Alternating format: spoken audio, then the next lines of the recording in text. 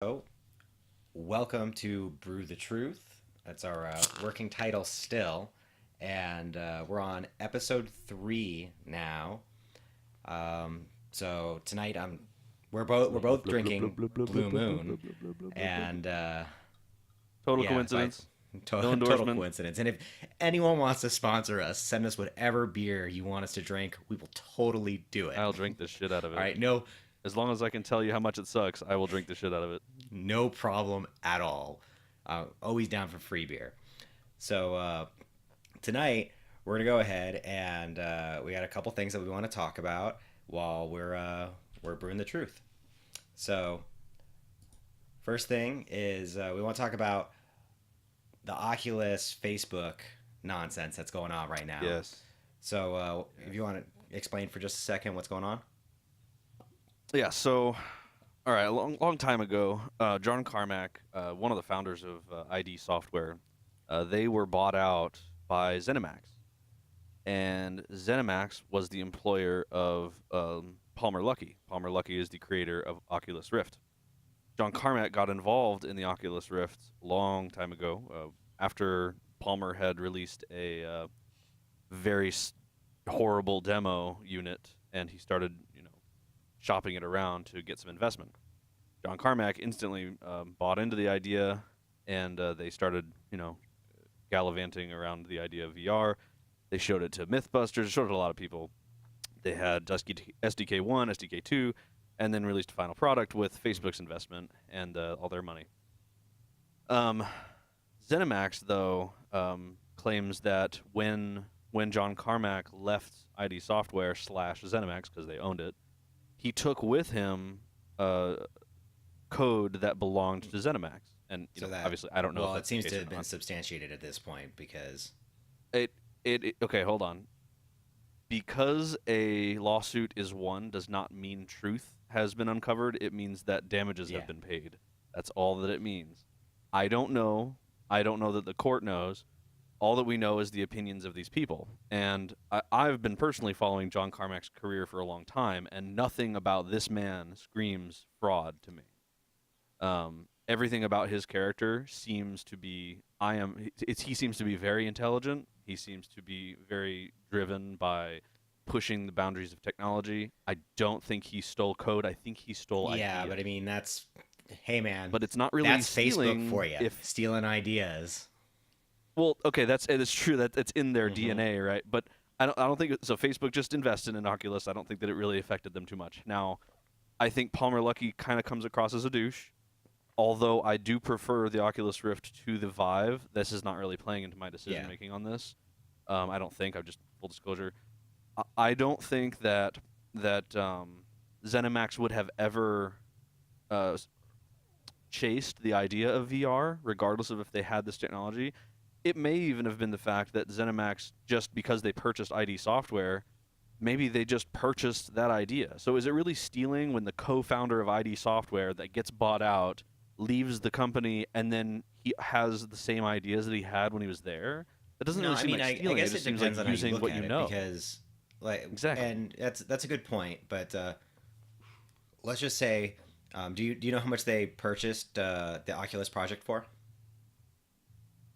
Yeah, it was Facebook? I believe it was around I two think it billion was like dollars. two Yeah. billion. Yeah, sometime two So billion inside sounds of right. this lawsuit, they actually were asking for what was it, 4 billion? 4 billion. Yeah, they started out with two, but they ended up with four, which I think is just ridiculous. I mean, if you look at the Well, I market, mean, they like they what? obviously weren't paid out the amount that they were looking for in this, and the only reason that No. they're looking for that much is because they know that it can be gotten. They know that they could get it if it found Yeah, because yeah it's if it was Facebook. found in their favor, they'd get it. Yeah, Um, they'd be stupid to not no, yeah, I try to do agree. it. I mean, And the end payout is 500 million, which is still friggin' 500 tremendous. mil. Yeah. Oh, and by the way, who's to say that? Okay, so the clutch, like the most, um, I don't know, the testimony that affected the outcome the most, in my opinion, was there was a guy that worked at Oculus that claimed that he copied and pasted some of ZeniMax's code. Yeah, I know. Copied and pasted some of ZeniMax's code onto the Oculus SDK. And That just like that doesn't make any sense Yeah, to but me. it Like, totally you just can't just it, copy and paste that one code. guy just won them $500 million.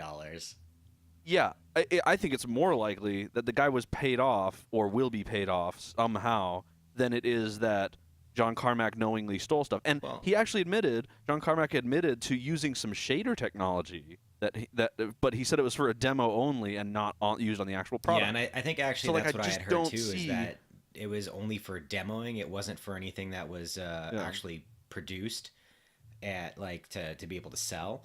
So it's just kind of like a weird situation. And the fact that I mean, I feel like based on the minimal amount of news I've heard on it, it's really getting underplayed a lot. And It is actually, yes. I think that's probably because yeah, it's Facebook. so So I think that they most don't. news stories I trend think they on don't really Facebook. care that they're getting hit with the 500 million because they're anticipating No. making billions off of this. But I mean, not in its current state though. I think the value of the VR stuff hasn't even been No, explored. and In you my know what? opinion. Not even close. If the company of Zenimax had waited until they were making billions on this to try and have the suit go through, they'd fucking get so much more. Well, hold on. Would they? Because the earlier you strike, the more veracity your claim has, and if you wait until it's more How profitable, many years then after the you initial appear. Facebook stuff happened did they pay out? I want to say that was years after. It was a much better claim though. I mean, it depends because the like let's just say that they only found this code to be used, okay? Let's just But they didn't find any code. There was no code that showed that they copy and pasted anything. What the expert witness or not witness, I don't know, the guy they put up on the stand that's yeah. supposedly an expert. He compared the code from ZeniMax and the code from Oculus, which is ridiculous to me that they actually let him look at it. That's discovery for you. But he compared them and he said, "Oh, well, it's kind of like if you were to write Harry Potter and you replaced the words Harry Potter with some other Yeah. name. It's like that, except it's not like that at Well, all. I mean, you don't in know any that because way. you It's haven't not seen even the close. code because it could be like that. Okay, like I said, I don't know Yeah. firsthand, but I know from reading other people's opinions that were there. Well, I mean, and here's that's here's all the I can bottom go line on. is that if they And can show it to a jury and that jury is able to discern the differences inside of the code. But they're not. They're not able to. The only people that can actually discern that Yeah, are well, so coders. they had this expert witness, and they don't have a jury this full expert of witness that was coders. picked by, one or the other, even both maybe, both parties. That has Well, each one had an expert witness. no. That's what I'm going off of what you said. They had the expert witness that was there that said that Harry Potter if you replaced Harry. No, what I mean is ZeniMax had an expert witness and Oculus had an expert witness. They were different, and they both talked to the. All that you need to do is be more convincing. You don't have to be Yeah, more right. I know. And so did they come to the same conclusion that the code was similar? No, of course not. Of course they didn't come to the same conclusion. But How the could you problem not have is similar that- code with the same project? But no, it's similar in function, but not in the way that you arrive at that a conclusion. Well, I mean, It's like- as being a coder, how many times have you had to revise something to make it work properly, even though the initial idea somewhat worked? Like, all yeah, the exactly. time. Like, So if let- you can't, like, I've literally never run across an instance where I can straight up copy, even if it's open source and it's available for me to use. I can't just copy someone else's code. I have to make it so work you for my project. remember? Did you see the Jobs movie? Oh, Steve Jobs, The which one? most recent one. Oh yeah, Yeah, with where Fassbender, he's yelling at the guy because he can't get it to make the chime sound or the hello. Oh, the Yeah, hello. and Yeah. so he goes with the raw instead because he can do it in that case. Like, what if that's the case He in goes- this scenario that this has happened, and like for instance, for a demo, they use this and it was okay at that time because it was all they could get to work, and no one just wants to admit it. So I mean, like, there is a scenario in which this could have happened. Yeah, that's fine, but that doesn't mean that ZeniMax is like you use someone else's. Okay, you're Yeah. selling hats, and you're coming to a trade show, and you say, okay, I'm going to sell hats, but I don't have my model fully done from my production company yet, so I'm going to use this other hat that they use the same material. So I'm going to show that hat, but I'm going to sell my hat.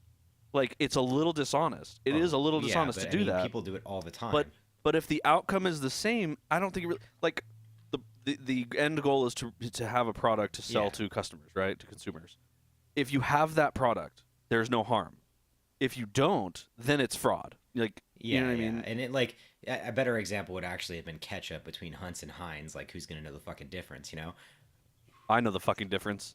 Heinz tastes so much better, but I disagree with everything they stand for. Heinz tastes better, but it's, I mean, the same kind of shit. You know, like if you had served Hunt's instead of Heinz, like no one's gonna know. Like people aren't gonna eat it and be like, oh, this is Hunt's ketchup, not Heinz. You know? I can taste the difference. It's like if somebody That's says, bullshit. "Oh, we that have is Pepsi, so not bullshit. Coke." We are having a fucking ketchup tasting totally contest. I can we are doing I can this. absolutely taste the difference. I'll do it. Next show, blind ketchup taste. tastes. I will absolutely do this. So, anyways, I feel like that they were awarded an amount that was kind of fair and unfair at the same time. But you know, that's the judicial process it went through, and they earned it. I don't have any problem with what happened. So, so you said the bottom line. My bottom line is this: would Senimax have chased the idea of VR by themselves? I don't think they would have. Because if they did, and they had all this original code, and they were the guys that had all the information first, they weren't doing anything with it. They didn't launch a competing product. They didn't have anybody that was putting out any demos. Palmer Luckey did this. Palmer Luckey did this with John Carmack. They may have if they had the funding, but you're probably right. They more Senimax has more funding than Palmer Luckey did. I mean that if they saw that it was there, like there was a market there for it, and they had the funding to be able to fund the project. That's my point. That's exactly my point. They didn't see it. I'm saying that there was a possibility that they could have, but more than likely, you're right. No, they wouldn't have. Right, and that's my big problem with this whole thing is you should not be entitled to the hard work of someone else just because you could have done it. It's like, oh well, I could have plowed my field, but I decided to starve instead. If somebody copies your intro to something and you did a portion of that work, then you are entitled to it. And in this case, well, then everyone might as well sue Star Wars because Star Wars stole all kinds of storytelling elements from everywhere. Buck Rogers, I think everything. That, the length of time that could have passed before they could sue has gone by. I forget the exact. My point is, it's not that there's a difference between flat out limitations. Yeah. There's a difference between flat out copying and being what's the word? Damn it, words. Being inspired by something. And I don't think that they copy-pasted Zenimax code entirely and they made billions. I think they got the idea. I mean, VR, honestly, the idea has been out for forever, right? But the way to... No, they have. That's another thing. How do you sue somebody for $4 billion when the market is not even close to mature or never... Well, maybe never will be. You don't really know. They're anticipating I think that... Yeah, they're saying that. I think that augmented reality is going to have a much sooner price or market available for it for sure. Than augmented VR reality will. Is much easier to achieve too. So right. But but anyway, I think we beat that to death. But I have more faith in John Carmack's character than I do in Zenimax's bloodthirsty lawyers. Even if it was a money grab, mostly... good on them. They achieved it. So, I mean, like, it's a shitty thing to say, but you know what? If I can get $500 million by doing a money grab, I'd fucking do it. Yeah, I'd do it too. I'd do it too. I'm not going to lie. I would definitely do it. I don't know. I don't think that they should have got in the way that they got it. Like, they I wish that it would have been settled out of court, personally. Let's move on to topic 2. Yeah. Recently, I heard about some reviews. These have been around forever, I understand, but it's new to me, so it's new to you now, hopefully. And Sugarless gummy bear reviews. Sugarless. They quote unquote they Sugarless. Are fucking hilarious. We have Joe here. He's going to read some off. And I'm just gonna react. So, Okay, so I'm gonna start with the shortest one that I have and move up. and so will your wife. Now, I haven't read. I've read a lot of these independently, but I haven't read these particular ones out loud. So, this will be, yeah. Just so you're clear, the sugar substitute for these is what is it, Yeah, ethylene sugar glycol? alcohol. Yeah, sugar alcohol. So, take that. The headline here is diabetic ? Run for your life. And this is from Angela Hutchinson in 2012. I fell in love with these a while back. I am diabetic and try to control my blood sugar and weight with sugar-free and low-carb foods. I have been through several bags of these. I trusted the label and the manufacturer placed on them. Completely my fault. But, oh, these aren't funny. This is just a bunch of sugar. Moving on. Entitled Chemical Weapons Grade Gummy Bears. I can never go back to my favorite store. Okay. By Jay Sargent. 2014. You alright over there? Yeah, I was just drinking at the time, and chemical weapon grade, it's kind of funny. By Jay Sargent. Verified purchase. Unfortunately, I was unaware of these reviews before consuming Satan's Little Death Bears. After reading up on these little jewels that were made in Austria, I imagined a rogue Nazi chemical weapons scientist escaped to Austria after the war and tried to set up shop by making unsuspecting masses suffer for their defeat. My experience started like many others. Some customer dropped off some bags for these for Christmas. After looking at them for the better part of a month, I decided to eat some. The first day I had about 20 to 25 of them. That night I experienced some slight discomfort and crazy dreams, but I didn't associate it with the demon spawn gummy bears. The next day I had a handful more of these little delicious devils, and all hell broke loose. After several short trips to the bathroom and gas noises like I had never heard coming from my stomach before, I decided to head home, but first stopped by the store to pick up some antacids. Just as I got inside my local grocery, it hit me. I broke out into a cold sweat. My hands were clammy, and the pain from my lower intestine was unreal. It felt as if Satan himself was reaching inside of me and spinning my intestines on his little finger. I was around 10 aisles away from the back corner where the public bathroom is located when Satan's little helpers, let me know I was not going to make it there. I immediately started to walk like I was trying to hold a golf ball between both knees and waddle to the back aisle, all the time praying I could keep my sphincter closed long enough. Those 10 aisles might as well have been 10 miles. I was not going to wait. About this time, I spied a pair of doors marked employees only and pushed my way inside. I saw a small bathroom for employees and went straight to it, all the while a stock boy is trying to stop me. I stiff arm him from my football days and say in what must have sounded like a demonic voice from hell, "I'm sick, back off." To my immediate relief, I got the door shut and locked just in time for Mount St. Helens to blow. Unfortunately, I was not able to sit fast enough before spraying the back wall and toilet tank with putrid black paint. At that moment, I didn't care. I was so relieved to have the sewage pouring out of me so violently that I could have levitated off the seat of the toilet if I wasn't holding on to the handicap bars for dear life. I swear these are probably small dents in the stainless steel bar where my fingers were. After what seemed like an hour, I felt safe enough to stand and start the long cleanup process. To my horror, I looked down to notice 2 mostly empty rolls of toilet paper. Are you freaking kidding me? This is a grocery store with pallets of toilet paper. After several minutes of trying to MacGyver a solution, my only option was to ask the poor soul who had been knocking on the bathroom door for the last 30 minutes to please get me some paper. In retrospect, I should have asked for a dozen boxes of baby wipes as well. After doing my best to clean what I could, I made my hasty retreat. I never understood how someone could spray fecal matter on a wall until now.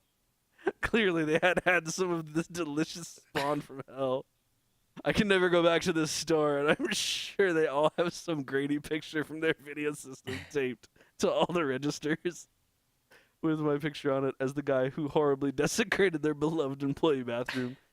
Thanks, Haribo. Now I have to shop at the more expensive store down the street I can never show my face in Now, there again. Haribo I'm is my favorite gummy bears because absolutely. they It's the are, only real. in my opinion, the best. But It's the yeah, gummy bear. it is. But holy literal shit, that is. And the thing is that there are tons of these, and they aren't even Oh made yeah. up. Like a lot of these are No. true, and I imagine that there are some internet trolls that just ordered to be able to get verified and things like that. But holy shit, this is fucking. These are great. Like you're bored at work, Yeah. this is it right here. All right, give me another one.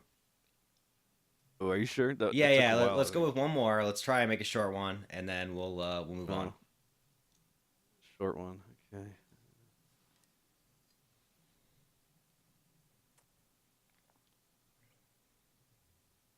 Okay, this is a tiny quick one. Also, like your wife likes. Nothing. What? Everything you read on here, it's real. God help me, it's real. The headline by Lori okay. Verified purchase, 2014. I laughed in the face of these reviews. Surely they could not be as bad as everyone had claimed. So, being a total gummy bear lover, I purchased a 5-pound bag of these innocent little chewy candies. They were delivered on Wednesday. I had a handful that evening. Nothing. I kept waiting for side effects to kick in, and nothing. I was impervious to the sugarless gummy bear effect. Flash forward to Saturday, when for some insane reason, probably because there wasn't any food left in the house, I ate a pound, maybe 2 pounds of these. And I wept 4 hours later. Satan, once again Satan, set up camp in my bowels and has not left. What is going on inside my body is truly unholy. I honestly think that I was going to have to go to the ER this morning. These little bastards are evil. Save them and serve them to only the truly deserving. I posted a picture of just one gummy bear on my Facebook wall. The title said, "You can go straight to hell." I am certain that is where they originated. So both mentions of Yeah, Satan you know, and somehow. I Straight from saw the dark some one. references that said that you should send them to your local Worst enemy. yeah Local your local congressman. congressman or whoever Yeah. else. Like if you dislike them, or if you work in an office to put them out, and yeah, Yes. so Yes. Definitely it do sounds that. pretty fucked up but fun at the same time. Um, Yeah. If you have a boss you don't like, get him a little yeah, bag of these. exactly. And then when they say, "Did you know?" Oh, I had no Yeah, idea. like I what, there are I reviews on know there's Amazon? Oh my Oh, goodness. I didn't even think about looking for Oh, candy you know reviews what? on Like I Amazon. just Doesn't it know that make they're the sense? best Yeah. gummy bears out there. They are the best gummy bears Oh, out there it's too. so weird. But you know what's funny to me is it's the first sugar-free thing that I have been actually tempted to eat because most of them taste so bad, but everyone's saying how good they Well, taste. I imagine they taste fucking awesome because they're Haribo, but at the same time, you're not supposed to take in that much sugar alcohol, so Yeah, I guess there should be a yeah. warning, but maybe there is now. So, last but not least for today, our third topic here, which is the Overwatch matchmaking.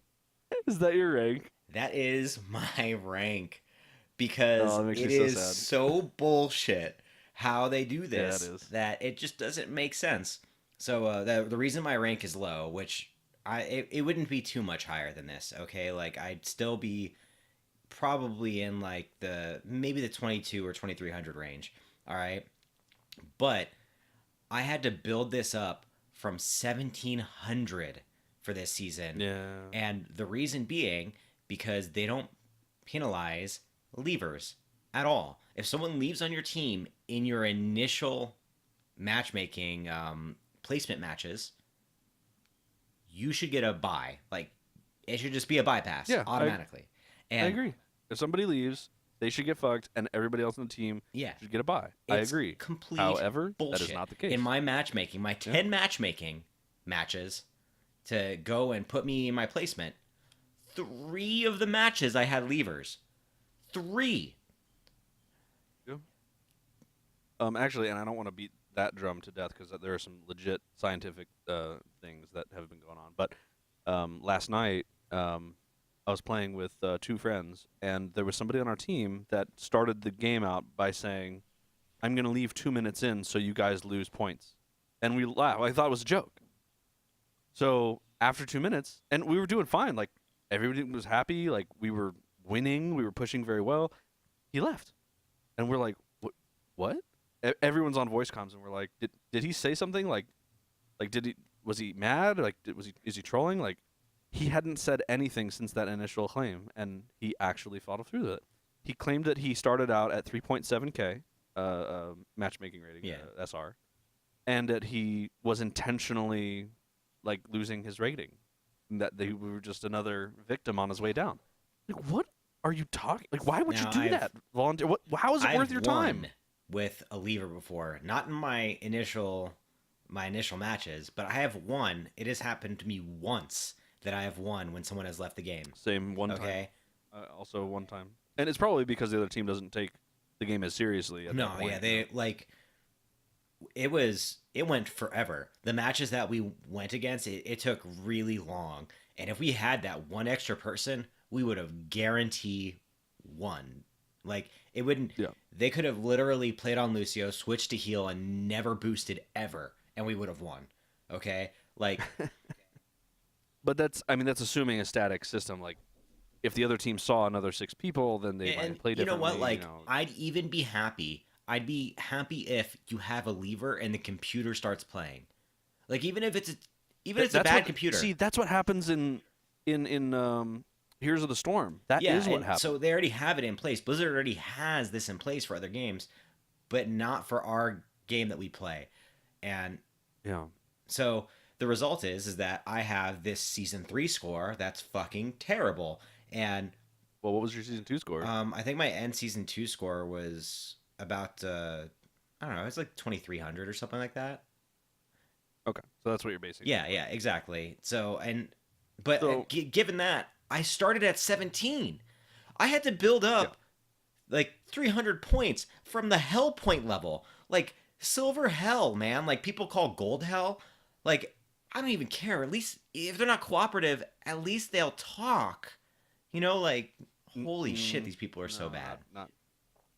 So I really want to get to this post, but the experience that I had was this season anyways. I didn't really play seriously the other 2 seasons. I never really went really ham on that. But this season I've taken pretty seriously.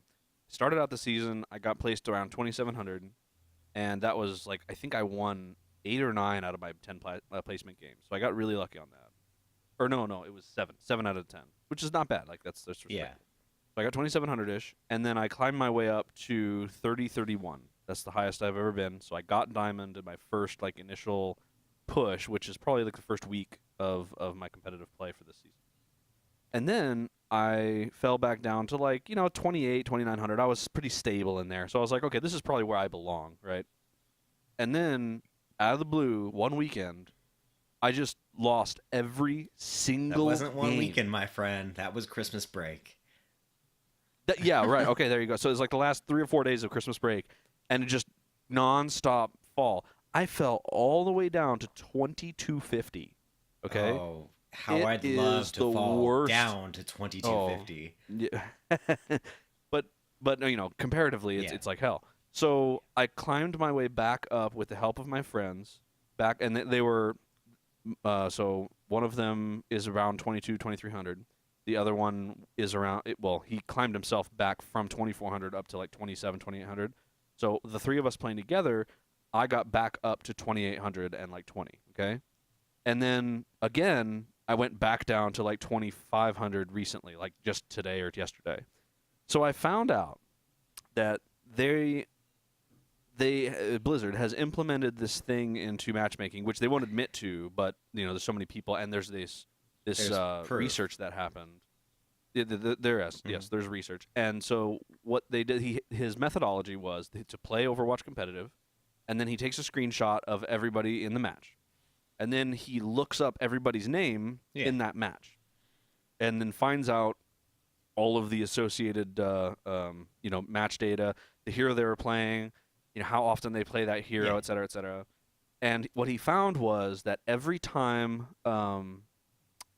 the people that ended up winning that match had a win percentage of over 90%. And I don't mean that they should have won the match. I mean that the there is a team that is predicted to win that wins 90% of the time. Okay? So instead of matching players against other players that it should be closer to 50-50, they match people against other people that they know almost for a fact that they will absolutely win or lose. And the reason that happens, it is. I believe it to be a side effect of what they're trying to do. I think Blizzard's trying to do this thing where if you're low but you should be high, rationally you could say, well, they should be on a win streak if they're that much better than everybody they're playing with. So if you're on a win streak, you are placed with other people that are more likely to win the match that you're playing. So as soon as you get a win streak, you just climb all the way up. But as soon as you get a lose streak, same thing happens. You go all the way down. So what ends up happening is you just get really, really unsatisfying play all the time, and then like there's a burst of happiness, and then a burst of unhappiness. Instead of just matching people against who they should be matched against. It is so ridiculous. And I mean, I think Blizzard should do something about it. I don't think they will. Well, I mean, it took a long time for the, let's look at all the other games that are very popular that, I mean, just for a short minute, none of them do it right. None of them. So I think that Blizzard is trying to appease the masses. And the thing that kills me is that I have friends that, like you, are in the higher rankings where, when we play together, I know that I can play at that level. I know I can do it. And I've played at that level before, and I've been successful, but I am stuck in this hell that is unforgiving, and it's completely unfair. I would literally, I'd be willing to take a 500-point hit to be able to go through my initial matchmaking placements. I would. Well, you could always just buy the game. Yeah, like get a new character and just play again. Like, I probably should, but so yeah. So basically, there's scientific proof that matchmaking is bullshit. Right, and actually, let me link this to you so that you can put it in the video. Yeah, I'll whatever he links here, I'll go ahead and I'll put it in the description at the end. So the thing that bothers me the most about this though is that oh wait, damn it, what was I gonna say? What's that? Okay. So the best way, so the situation you're in, which a lot of people are in, myself included, is how can I win more often, right? There's a video that explains this pretty well, but the gist of it is this. Play what your highest win percentage is as often as you possibly can. It's unfortunate, but this is the best way to climb. Play what you're best at, regardless of the consequences. If the team does not, acquiesce, like if you're straight, 6 damage dealers, you should have at least a Lucio, at least a Reinhardt, probably a Roadhog, and the other 3 are kind of, up for grabs. But you need at least one healer, and I don't mean Lucio, I don't mean Zenyatta, I mean Ana or Mercy. Those are the only actual healers. That's a healer. Lucio is there for speed boost. I like Lucio being on a team, and the other 2, whatever is different for the map. And it's unfortunate You're saying that basically half your team has to be meta. Yeah. Yes, and that's unfortunate, and it should not be that way. That's not always based true. On that, there's one thing that one person said to me inside of the matches that I've been playing that made complete sense. He said to me, "The meta only works if you can play within the meta." And it was in reference to me saying, I can play Reinhardt, but I'm not very good at it. And he said, okay, well then don't play Reinhardt, play someone that you're good with. And it made so much sense. So that being said, I guess if you're not get good at Reinhardt, get good at Reinhardt. If you're not good at what you're playing, play with in the realm that you're good at, and otherwise just wait until next season. But I'd like to say one more thing here. If you're playing solo and you decide not to communicate with the team, you're probably a bigger problem than the person that is playing whatever they want to but still communicating. If you have a bad attitude, it's better off that you just mute yourself and listen. But if you can communicate with the team, call out what's going on, call out what you're planning on doing, let people know what your ult is. If you're Reinhardt, call out your ult because no one can follow up if you don't. I mean, the communication is so much more important than being mechanically skilled. Silver and gold at hell, that doesn't happen. I you're know right. they don't do it, Communication is but important. and duo queue, I think duo queuing is probably the best idea for most people. Just don't do it with someone that only Yeah, plays damage. You have to have more you have than to have one an all skill. rounder basically, someone that can play one person in every single. At least two Yeah, different roles. You have to be at least able to play two different roles. Otherwise, you're not flexible enough I to play agree. with, I agree. and you're hurting yourself. Um, So so anyway, that being said, thanks for joining us again this week, guys. This is our third show, and again, you have Dulloxide here and Joe. Please subscribe and like as you can, and keep listening. We'll have some more shows once every 2 weeks. Look forward to some other shows that we might be doing, or I might be doing and I weekly. guess we're doing the ketchup taste test challenge, which maybe we should dovetail that with like a Pepsi challenge Yeah, and yeah. some We'll other we'll come up with some things. other creative things, and we'll see what we have going on. Yeah, yeah. And we'll go from there. Maybe sweetener challenges for the diet Pepsis and things like that to see if we could tell classics. Okay, yeah. But until next time, thanks for joining us. Cheers again, and thanks. Bye.